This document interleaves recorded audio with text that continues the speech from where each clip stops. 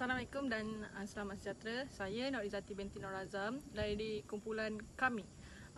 Ahli kumpulan saya terdiri daripada 3 orang, iaitu Muhammad Azizul, Azizul Akmal dan Farah Hanani. Okey, part saya untuk menerangkan adalah definition, causes and effects. Okey. Di sebelah kiri saya nanti akan ada slide yang menunjukkan tentang definition of water pollution agriculture. Okey, maksud pencemaran air ini adalah pencemaran air dari amalan pertanian yang tidak berkelanjutan, menimbulkan risiko serius terhadap kesihatan manusia dan ekosistem planet. Masalah yang sering diremehkan oleh pembuat dasar dan petani memperingatkan sebuah laporan baru. Okay. Saya akan terangkan tentang sebab pula. Maksud sebab pula. Okay, sebelah sini kanan saya akan ada slide pasal causes. So saya akan tunjuk 3 saja causes. Saya akan terangkan 3 saja causes daripada pencemaran ini.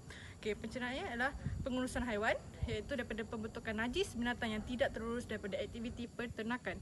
Selain itu, seterusnya pengurusan baja dan hakisan tanah. Okey, kesan daripada water pollution ini adalah pencemaran air, pencemaran udara dan kesannya kepada binatang. Okey, itu saja daripada saya. Saya akan paskan kepada ahli kumpulan saya. Terima kasih. Assalamualaikum, saya Azizul Akmal Jadin. Okay, ni diagram dia. Berdasarkan diagram tu kita boleh nampak daripada baja tu, chemical daripada baja tu dia akan run off ataupun dia mengalir, tumpah kena dekat, masuk kepada laut, masuk kat laut, tak pun dia serap kat tanah dan keluar kat laut. Dekat tasik ataupun kat kolam yang terdekat lah. Okay, disebabkan nutrien-nutrien yang ada daripada baja, chemical yang ada daripada baja tu, dia boleh menyebabkan penambahan bilangan alga. Penambahan bilangan bakteria macam alga, sebab dia dapat sekali nutrien tu kan, oksigen tu. Okay, so disebabkan penambahan alga ni, dia akan akan ambil oksigen yang banyak untuk dia teruskan hidup dia. So disebabkan alga ni yang banyak, oksigen banyak pun dia yang ambil, ikan-ikan yang ada kat dalam laut tu terjejas lah, dia kurang dapat oksigen. So dia boleh matikan kehidupan laut, kehidupan yang ada kat dalam tu. Selain daripada tu, alga-alga yang terapung dekat atas permukaan air ni, dia akan block cahaya matahari.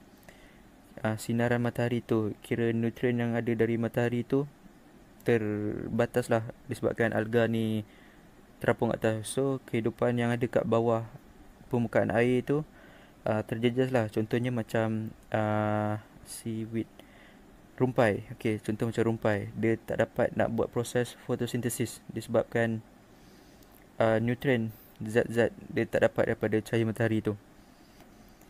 Okay. Selain daripada tu, penambahan tu, decomposition of the alga, kira penambahan daripada alga-alga yang dah mati tu, dia jatuh dekat permukaan tu pun menggunakan oksigen juga. Okay, itu saja daripada saya. Terima kasih. Assalamualaikum. Assalamualaikum, nama saya Farah Hanani binti Razali, seri kelas DKA5B, nombor kad matrik 17 DKA18F 1015. Di sini saya akan mengulas sedikit tentang pencemaran air yang disebabkan aktiviti pertanian. Aktiviti pertanian banyak memberikan kebaikan, tetapi ada juga keburukan seperti menyebabkan pencemaran air. Oleh itu, kita mestilah melakukan langkah-langkah yang sepatutnya untuk mengurangkan keburukan tersebut.